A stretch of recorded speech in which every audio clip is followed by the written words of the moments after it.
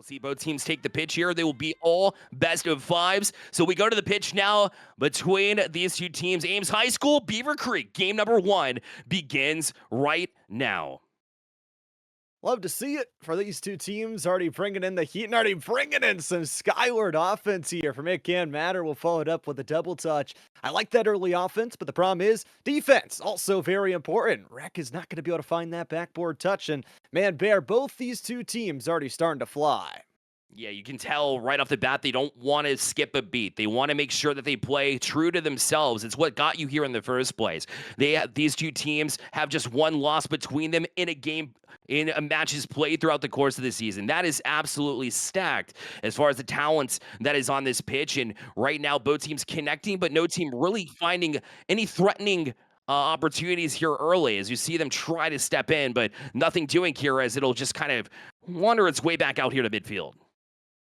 Working on getting everything back here. Nobody able to score first. And in this game number 1, ever important to build up that series lead, to hold it down for the rest, and try and add that early advantage. Beavercreek has already gotten 2 shots on board, both of them forced to be saved from the Ames side. And they've got nothing either. But it does mean this 90 seconds expiring. It is going to be It Can't Matter recollecting the touch back in midfield, trying to set up the teammates, looking for those passes. It's not a 1v1 game. It's a 3v3 game.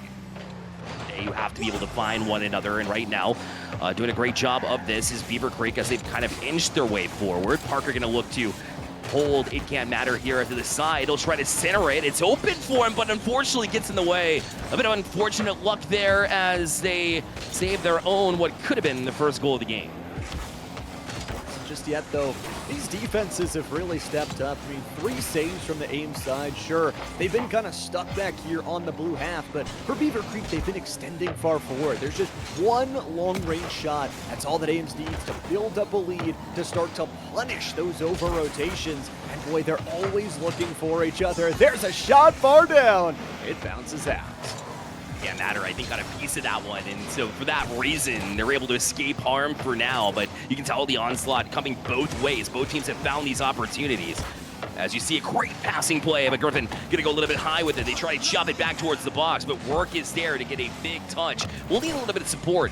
The rest of the team will follow suit as Daniel eventually will get to it, and a couple of touches and a bump by their own teammates there on the Beavercreek side will allow a big clear up high. A demo play as well, leaves it free, and they can't get to it. First goal of the game goes to Ames. This is just a beautiful setup. Daniel was just demolishing everybody. Get a demo, get a bump, why not? And then Work finds their way to the skyline to be able to score that goal. We said it, I mean, defense really can switch the field up. That turn of the tide immediately starts with a save. By the way, Work not only has a goal, but 3 saves already in this game. Work and being present from the get-go, but a quick response is what you're looking for, and that's exactly what you get from Beavercreek. Love to see the aerial mechanics. This is a phenomenal answer. Just win 250s, and there's nobody else back for the defense. You gotta be on it from the get-go. Play a full 5-minute game. That's what these teams focus and look to do. Another big touch there from Parker as they look to lock in, and although Yarrick had a chance, couldn't quite get to it, and Parker will. They'll punch this one out. And Yurikanu tries to jump on this one as well, but Daniel going to shield and push it right back into the zone, where It Can't Matter will try to collect it, and a couple of diving chances will push it forward.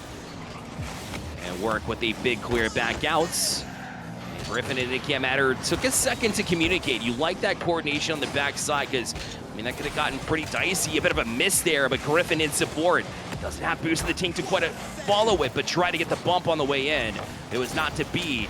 And we'll stay deadlocked. Shot taken. What a big save there from Daniel. Again, these saves are keeping the scoreline very low. They're just going to go for the setups, though. Start to burn away their boost, start to force them into that back end. A massive demolition sets up Parker for a run downfield, and a steal away the boost is not enough to keep it alive. With 70 seconds to go here, who cares if Beavercreek has 11 shots on the board? For Ames, you are right in this game. All you need is just one goal. Yeah, trying to find the right goal, so don't get us wrong. You want to be able to find a time to strike, and the right one might be here, as that one fell just the far side post and didn't find its way in. They look to settle. Can't Matter was there with it. Daniel just having to cycle back. There was no real play to get to, and pretty low on boost. We'll have to use all of it to get up to that touch. Another shot taken, but Parker was able to react in time. And another big touch to get it out of the zone. Now the follow-up chance, but it Can't Matter. Will step across and make a big save. And it stays deadlocked here. 1-1, under 30 seconds left. Kidding me. To start out the day, what a game number one. Griffin will jump, but the block is there for another. Parker said saves, I'll have them too. The whole team, 9 saves combined. But the goal is what's going to matter. The demolition, we'll see if they can hold this possession as Griffin gets a nice long clear for Work and the rest of the crew. It is go time. You've got 2 members in midfield. A nice floater as overtime sits solely on the horizon. And that's where we'll go. Both teams understanding the importance of getting a big win on the board early, right? Not only just in this match, but over the course of this entire event, right? You want to make sure that you make a statement piece. And a good way to do that is to win game 1, get your momentum going, become a train that can't be stopped. It was that way for the respective states when this competition took place, and you can tell the intensity just rising as we work our way into overtime. Tension, can feel it continue to burn away the defenses here. Who's going to be the first one to either make a phenomenal play or make a mistake? Here for Beavercreek, they got to make sure they're not going too far forward. Ames has started to read that offense is very aggressive. This has got to be a Parker win, and that's a good aerial challenge that keeps it out of the defense, and another save in the corner will get it away. Beavercreek doing themselves favors with these reads as they continuously find the next play and be able to challenge it, but not only that, win the challenge and punch it forward. That's a good double touch, and Griffin with the overtime winner in game number 1.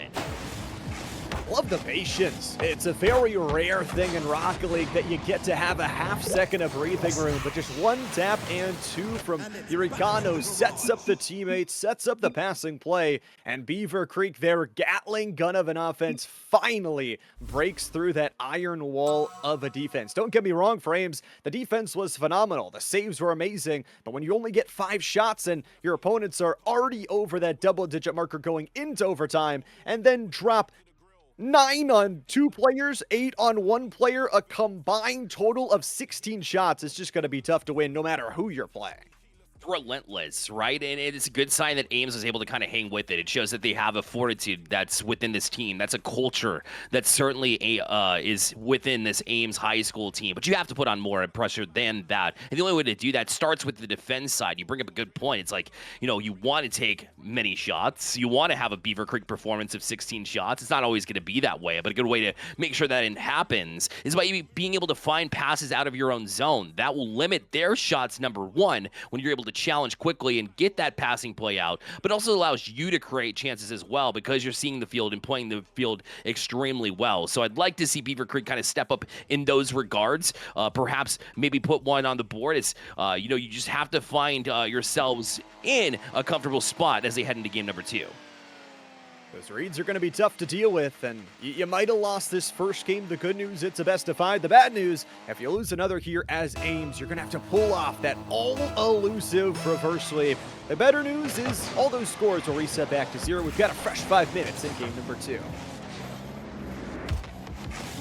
To settle in was the name of the game in game number 1, and now that you do have that, it's all about finding your stride. Work will get this touch high. Looks as Daniel was just out for a bump. Originally, I think, was trying to get that redirect, realized he was in a bad spot, and now will force Parker backwards. He makes a big save, but we're seeing Beavercreek right after what they did in game number 1. Early shot, early save. It's the exact same story, just in a different chapter here in game number 2. Parker was one of those defensive masterminds, now needing to turn it upfield. A great touch and bump to follow. Parker's going to get the demo, but it's Yurikano who's got the save. Midfield duel will keep it alive for Ames. They're not dead in the water quite yet. Bounce it off the corner. Yurikano trying to find Griffin there. I like that Griffin stayed in the play, but now we'll have to scramble back as Parker did a good job to settle it into himself and make a catch and try to work the other way.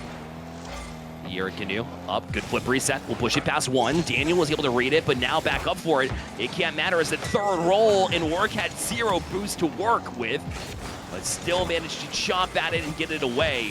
And once more, Ames in these compromising spots. They're doing a great job of bailing themselves out in these moments. We'll have to come up with another big save, and they do, but the onslaught continues.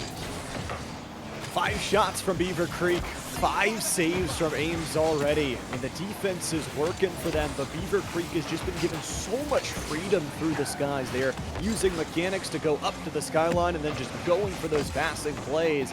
Luckily, nothing has scored yet. It's 2 minutes off the clock, but Ames have got to find some semblance of offense here soon if they want to win this game.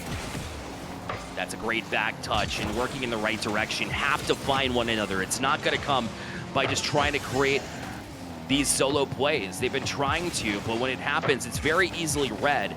Being able to get it back out has been Beavercreek. So a lot better job managing how many shots are taking place, but at the same time, still being outshot.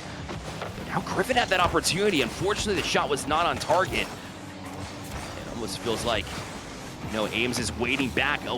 Waiting for the rest of the teammates to try to make something happen when they need to be able to be active on the offensive foot, be able to create some chances. We'll see if they can do that as they move into this offensive zone now.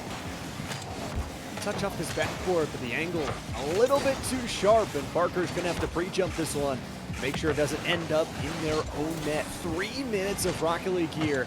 Neither team able to score quite yet. Burke has to play the goal line save and then the clearance forward. These double touches are phenomenal to get them out of dodge. But the pre-reads are just too good from Beavercreek. They keep it in. They are out shooting right now. 8 make that 9-3. And finally they crack through. And that's one of those situations when you are in a panic, you're out of boost, you haven't been able to escape your defensive zone at all. You just kind of get a little bit lazy with your look-arounds, with your finds out of the defensive zone. Once more, you think there's going to be a pass there. Unfortunately for Daniel, it's not necessarily a bad move, but you have to look because the rest of the team did not have boost. A bit of a breakdown of communication allows Beavercreek to get the first one on the board here in game 2, and they're still pressing in with even more pressure. But Parker, opportunity, takes a shot, but Griffin is good for the save. Patience on the defensive side of Beavercreek, and they've got 4 saves in their own right here in game number 2. And as a reminder, we're only playing best of 5, so they win one more here, they could set themselves up on series point. But it's only a lead by 1, make it none as Parker pulls out the scope and connects for a mid-range shot. York just found Daniel from the sidewall. Great presence of mind this time. Certainly looked down and got that similar pass from what I was kind of criticizing him for a little bit earlier in this game. And so this time it works out because you located a teammate. I like that quick adjustment, being able to brush that mistake off the shoulder and equalize here with just over a minute left. That's the good news, right? Even though you allowed all those shots, only 1 goal allowed throughout that first 3.5 minutes. Now on either side, Work's going up, double touches there, the angle quite a bit too sharp, but attacking that backboard, Ames has found some new life, and they are absolutely fighting for it. A bad back pass, no, will allow an easy shot and goal. It can't matter, we'll regain the lead for Beavercreek. Yeah, that's a quick response, not what you need if you're Ames. What you're looking for is maybe being able to hold a lead for a little bit longer than about 18 seconds, and that's what we saw basically both in game 1 and game number 2 when they had that early lead in game number 1. So once more, they'll be kind of racing against the clock to get this, to find an opportunity, to be able to cash in, to be able to ensure that they're not going to be threatening a sweep against. But now you got Griffin still pushing it forward, and the best way to kind of waste time is by being in the offensive zone and maybe get yourself a cushion in the meantime as well. The best way to score is, just remove the defense. Work is the only player back, has to force that to the corner, and it's what we've been talking about all day long. The reads from Beavercreek says, you're gonna go to the wall, I know it. It can't matter, by the way, just picked up their hat trick, and Beavercreek leads by 2. 16 shots in game 1, following it up with 12 here. And this time they've scored more goals. 31 situation. If you're just joining us, they also won game number 1 by the count of 2-1. Now I have a massive total. 29 shots. Work goes up. Good bump from Griffin to keep it away, but the demo and the goal will not. So with 13 seconds left, a chance here for Ames High School. Must have taken our advice, must have hurt us. Just take out the defense. Parker does exactly that, a heat-seeking missile. opens up a nice easy shot and goal. 13 seconds left though. It's not a ton of time, but I've seen crazier. Yeah, no doubt. Look for something, and I knew they were going to draw up a kickoff, but unfortunately the fake will just allow Hurricane to get to it.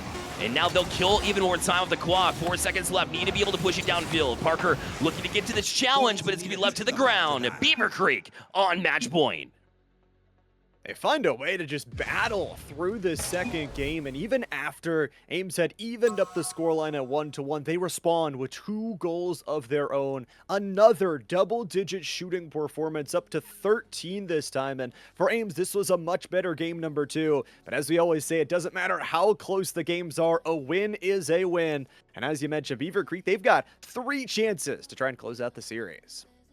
God, just timely goals, right? They've been very, very good at executing and finding answers when they need to. There's never been a situation where Ames High School has gotten a goal and then suddenly it was not answered back by Beavercreek, besides the last goal, obviously, but they were running out of time anyways. So very timely goals. You like that clutch factor already moving in, and when you've established a 2-game lead, naturally, without saying anything, you know that they're in a prime position to be able to take this series. Now, if you're Ames, you can kind of take the weight off. Again, this is just one game and one match technically of this round robin, but you have to be able to kind of refocus in because you want to be able to come back in the series. It's certainly not lost. In a best-of-5 situation, you'll have plenty of chances still to strike back. They've shown that they have some life. They just have to sustain it for a full 5-minute game. Honestly, I think sometimes it's better, not to drop 2 games, but just to relieve some of that pressure. Say, we can go 1 game at a time. Let's take it 1 goal at a time and see if we can find this game number 3. Beavercreek, though, looking to pull out the brooms. We'll see if they can, headed into map number 3. Yeah, Matter gets a touch. Work on it as well off the kickoff. As Ames tries to draw up something early, we saw an intentional kickoff there in overtime. Maybe trying to bring that a little bit earlier in the game, bring a little bit of spice to it. You have to switch something up for sure. I know it's cliche, but you got to be able to find a little bit of a solution here. And, the best way to do that is by not allowing any kind of room. They want to play up skyward, as Daniel certainly has shown off the mechanics to stay up there. But now Beavercreek trying to answer it themselves, and they get touch away once more by Daniel. And this defense holds the bend don't break mentality off this backboard. It can't matter, shows the patience.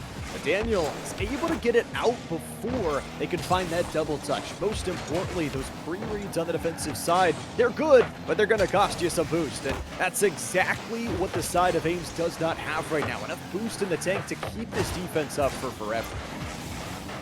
It's just trying to desperately get it to midfield. That demo will free up even more space. Can't matter. Up for it. Daniel was able to collect a full boost pad. That was the only reason why he was able to get out to that challenge. Work. Can't get to it in time. Griffin a little bit high, though. So he hits it off the woodwork. Hurricane tries to punch it back in. Daniel awaiting. Good patience, but it can't matter. Maybe he waited a little bit too long because he was in his face. And now Griffin to push it back in. Once more going high with it. Beavercreek laying on a lot of shots. Their accuracy has been pretty low, but it won't matter if you're putting up an average of 15 shots a game. Double digits over the course of the last 2. See if they can find those critical point goals, as you were talking about, where they score first and then they just pile on when you try to score back.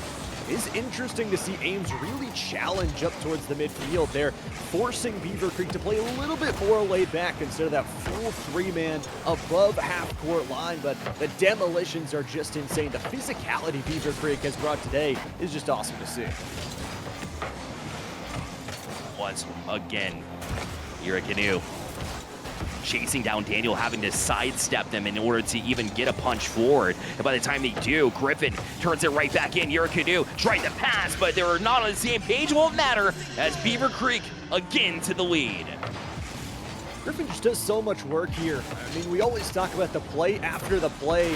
Doesn't actually get the bump off of work, but forces them to pre-jump their line, saying if you don't jump now, you're going to end up in the back of the net off of a bump. It's a lose-lose scenario, and it's a win-win scenario for Beavercreek as they strike first. They get the early goal. Now, for Ames, they scored second in that last game, able to equalize. I want to see how quick they can try and find this goal for themselves. Yeah, the answers have been given by Beavercreek. It's Ames' turn. You're absolutely right to try to find an answer and not have to try to play from behind. The time's going to tick by pretty quickly if you can't get one here in the next 30 seconds or so. So We'll see if they can't get it done, but once more, their touches just not quite to each other. This one, great punch back down. Parker is able to get it into the Beavercreek again, but only temporarily, as now it can't matter. Gets it right back up to Griffin. Even with the arrows in hand, couldn't quite direct it on target. Now Daniel with some open space. Canoe, last one back, man on an island.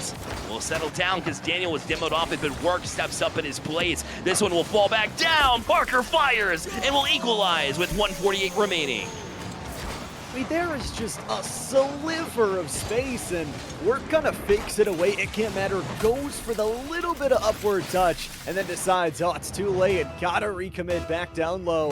And too late indeed. Ames has found their answer, has made this game into a 1-1. With only 100 seconds left to go, Griffin's got a touch, bringing back to the sky, to the teammate, and can't matter, just scores it anyway, re-yoinking the lead back to their side. Another goal against another answer, Llama. It just continues to be a team that digs deep and finds these timely goals. Everything that you've been working for Ames High School suddenly has been nullified by the fact that Beavercreek High School has been able to find answers when they need it most. But off the kickoff, drawn up once more. Ames not trying to quit now. They still got a minute 34 to try to figure this out. Got some time to try and score some goals, but it's got to be more towards your side. If you let a second or even a third in from the Beavercreek crew, they could just run away with this game. This isn't a game where they haven't got double-digit shots. This isn't a game where they've just been super dominant on that offensive sector, but it's accuracy, 67% shooting, 2 goals off of 3 shots, and Canoe tries to add another. The physicality, not enough.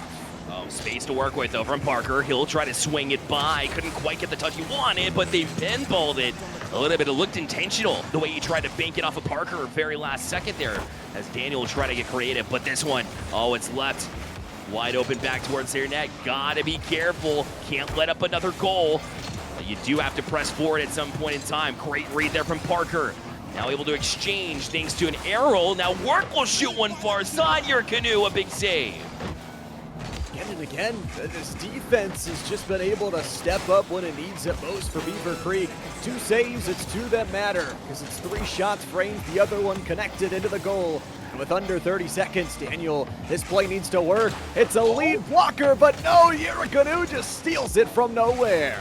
Great back check in order to get across and preserve this lead. They need to do it for another 10 seconds. Can't matter, punches it out. Now we'll try to kill even more time. Low on booster Ames. I'm not sure they can do much with it, but Work will get it going with the pinch. Down to 1 second left. Canoe tries to play it over Parker, and now it'll stay up with a great pinch there from Ames. They're not done yet. Daniel gonna try to find a teammate. Parker will keep it alive. Daniel tries to reach for it, but out of boost. And Beavercreek will walk away with the sweep.